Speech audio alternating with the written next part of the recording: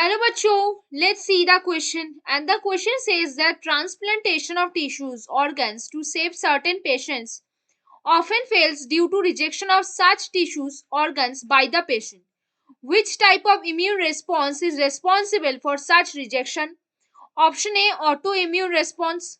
Option B, humoral immune response. Option C, physiological immune response. And option D, cell mediated immune response. तो आ जाओ बच्चों, थोड़े से की कॉन्सेप्ट के ऊपर बात कर लेते हैं, चीजों को अच्छे समझ लेते हैं, तो हम क्वेश्चंस को बहुत इजीली सॉल्व कर सकते हैं। देखो बच्चों, पहला हम क्या लिखेंगे? अगर हम कोई ऑर्गन को ट्रांसप्लेट कर रहे हैं, मतलब ट्रांसप्लांटेड ट्रांसप्लांटेड टिश्यूज और ऑर्गन्स, जो ट्रांसप्लांटेड टिश्यूज होते हैं और ऑर्गन्स जो होते हैं वो बेसिकली रिजेक्टेड होते हैं। किससे? Are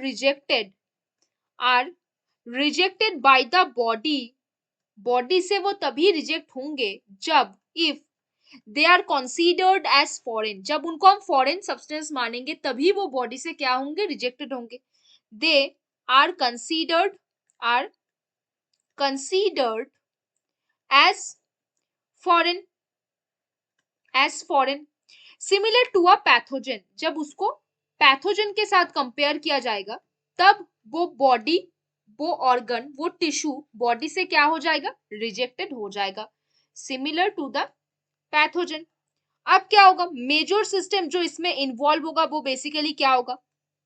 the major system that is actively participate in that case, the major system that actively involve in rejection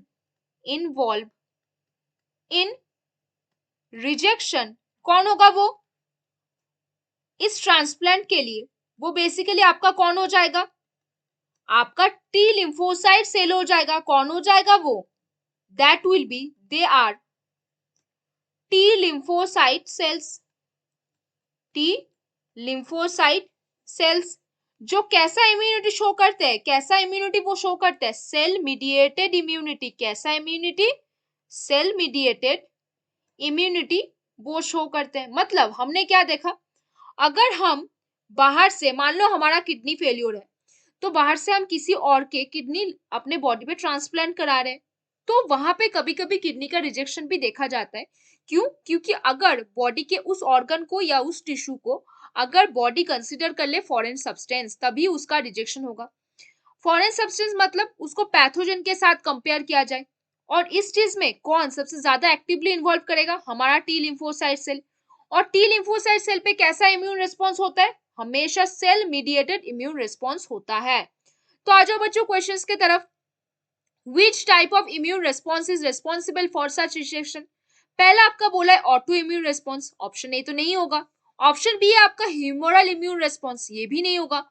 option C है आपका फिजियोलॉजिकल इम्यून रेस्पॉन्स, ये भी आपका नहीं होगा। तो लास्ट ऑप्शन है सेल मीडिएटेड इम्यून रेस्पॉन्स। हाँ, जो आपका टी लिम्फोसाइट सेल है वो कैसा इम्यून रेस्पॉन्स आपको शो करेगा? Cell mediated immune response. तो कौन सा सही आंसर बनेगा बच्चों? Option D.